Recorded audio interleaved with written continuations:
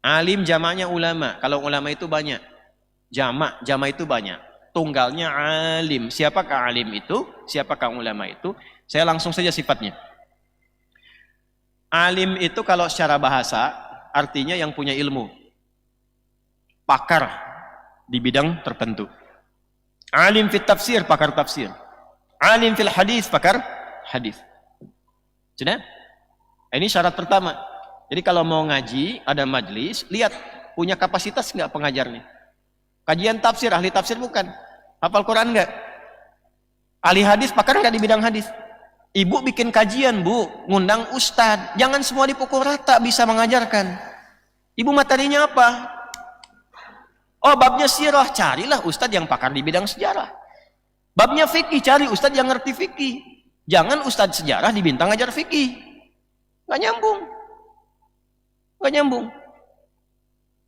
Nah, maka itu Imam An-Nawawi mengatakan wala yata'allamu illa mimman kamulat ahliyatuhu. Itu di kitab At-Tibyan fi Adab Hamalatil Quran. Kata Imam An-Nawawi wala yata'allamu, dan tidaklah seorang itu belajar illa mimman kamulat ahliyatuhu, kecuali satu syaratnya dari 4 kualifikasi. Satu, dari guru yang punya kepakaran di bidangnya. Pakar. Jadi menjelaskan itu sudah jelas. Bukan datang dekat masjid buka Google. Gitu. Jelas ya? Nah, itu satu. Makanya penting punya database tuh. Dulu saya awal-awal ngajar tuh di Al-Ihsan, di As-Salam, dulu ba'da maghrib saya ngajar di sini. Saya mengusulkan tuh. Coba masjid-masjid kita duduk tuh, DKM-DKM-nya, bikin database. Siapa guru-guru kita yang biasa mengajar? Database-nya apa? Ini pakarnya di bidang apa? Bidang apa? Nanti gantian. Jangan satu tempat ngajarnya itu juga, semua materinya itu yang sama. Ya, nanti Anda tinggal milih. Oh, sekarang kajian A di Al-Azhar, di As-Salam apa dekat sini? Di Al-Ihsan apa di sana? Masjid lain apa? Tinggal pilih yang sedang Anda butuh apa, yang ngajar itu. Psikologi Ustadz Fulan, psikologi Islami ilmu nafas. Kitabul Buyu bab tentang bisnis. Kitabul Usra Ailah bab tentang rumah tangga, ya. Fikih keluarkan, turunkan. Satu. Ini baru kualifikasi dasar, tapi dia belum menjadi alim minal ulama kalau belum punya sifat yang kedua ini. Apa sifat yang kedua? Nah, Quran surah 35 Fatir. Di ayat yang ke-28. Wa minan nasi wad dawabi wal an'ami mukhtalifun alwanuhu kadzalika. Innama yakhshallaha min ibadihil ulama.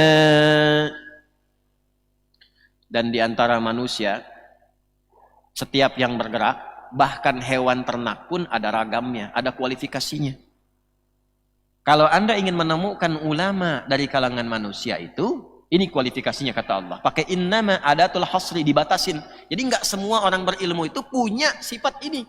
Karena ini terbatas untuk ulama saja. Apa sifat itu? Innama yakhsyallaha. Saya akhiri bagian terakhirnya, memiliki sifat khasyah. Khasyah itu di atas khauf. Ya, wa minan nasi wad dawabi wal an'ami mukhtalifun alwanuhu kadzalik. Innama yakhsyallaha. Lihat harakat akhirnya, yakhsyallaha bukan hu. Yakhsyallaha min ibadihil ulama.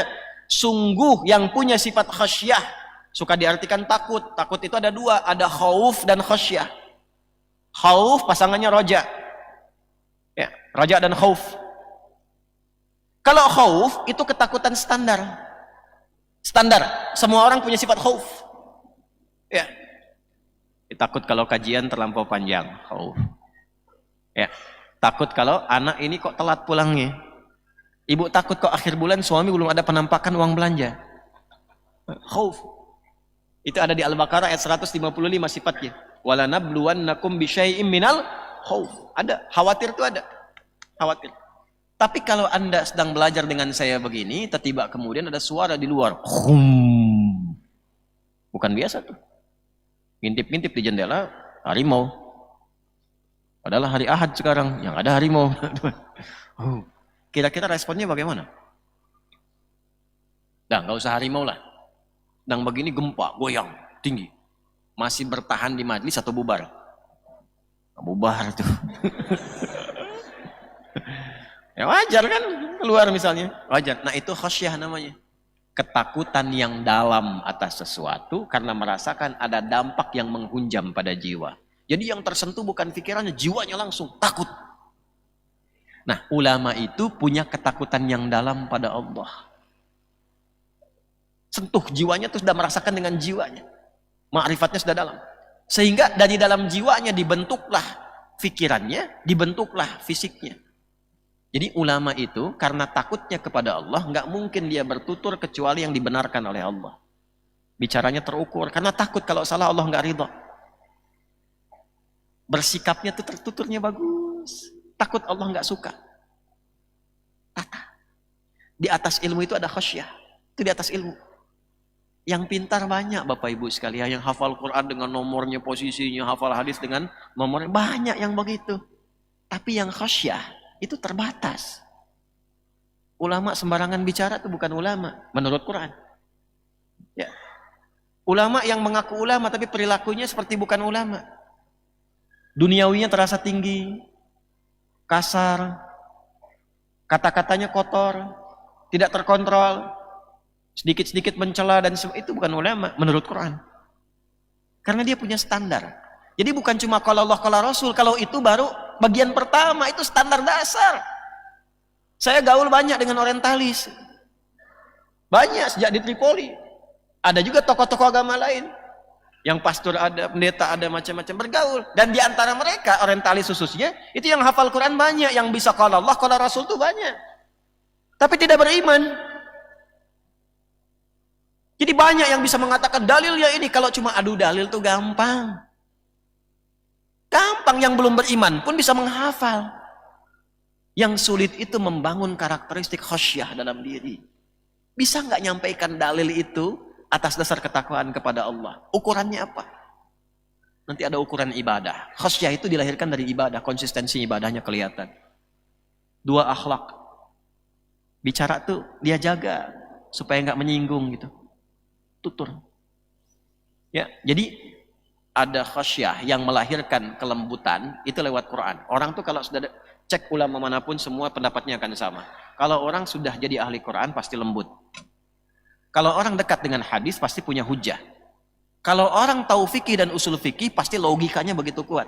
Kalau orang menguasai semua bidang ini, sempurnalah dia sebagai ulama. Ya. Jadi standarnya khasyah. Jadi kalau cuma lihat orang hafal, orang tahu, orang dalil menyebutkan ini itu, tapi tidak terbangun sifat khasyah, konsistensi kebaikannya tidak nampak. Kadang-kadang kotor, ada provokasi dalam lisan dan sebagainya. Ya, cukup tidak harus mencela, cukup diketahui. Oh, yang saya dapatkan dari si fulan ininya saja. Tapi kualifikasi menjadi majlis, tempatnya belum tentu. Jelas? Nah, nanti jika mendapatkan yang seperti ini, kita dapat ilmunya, dapat akhlaknya, dapat kepribadiannya, dapat pengaruh kekuatan iman yang meningkat pada diri kita. Itulah yang dimaksudkan di sini. Kalau sudah ada yang begitu, dengar namanya saja sudah enak, senang gitu. Ya, baru dengar namanya kan sudah senang. Dan itu melintasi zaman. Kalaupun sudah meninggal, tetap dengar nama itu indah. Dengar Umar aja kan langsung baik kita. Dengar Ali langsung baik. Abu Bakar itu langsung baik. Ya. Nah, ulama-ulama begitu, kalau kita dengar langsung menyentuh pada hati kita, itu sudah punya kualifikasi yang dimaksudkan. Dan itulah yang bisa merubah hidup kita dengan izin Allah Subhanahu wa Ta'ala.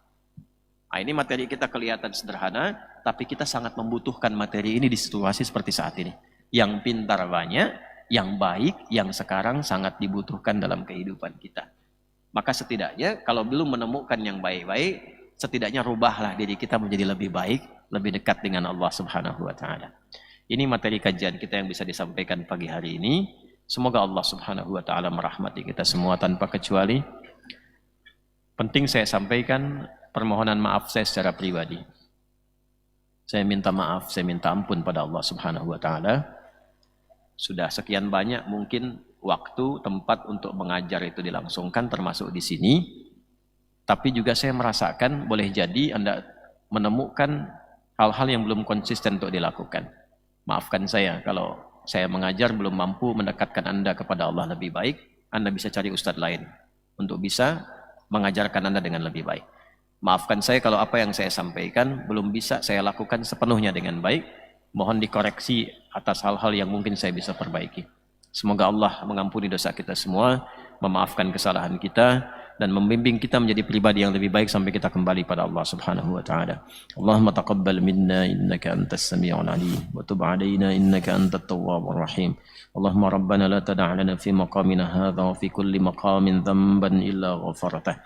Ya Allah, bila ada pendosa hadir di sekitaran majlis ini, jangan biarkan ia meninggalkan majlis ini kecuali Engkau ampuni seluruh dosa-dosanya. Engkau gugurkan seluruh kesalahannya. Wala hamman illa farajtah. Jika ada yang datang ke majlis ini dengan kegelisahan di hatinya, maka jangan biarkan ya Allah ia pulang meninggalkan majlis ini kecuali Engkau telah tenangkan keadaan jiwanya. Wala maridan illa syafaitah. Jika ada yang sakit di antara kami, mohon sembuhkan.